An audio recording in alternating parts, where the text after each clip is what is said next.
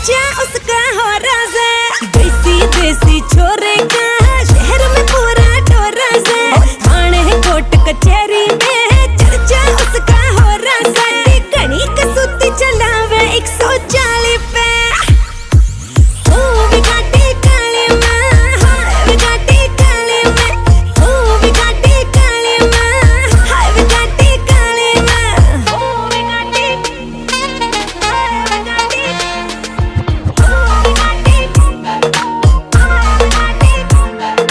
तेरे वल सोहणीए आ पैर मुड़दे, रौलियां दे वल मेरी गड्डी मुड़दी।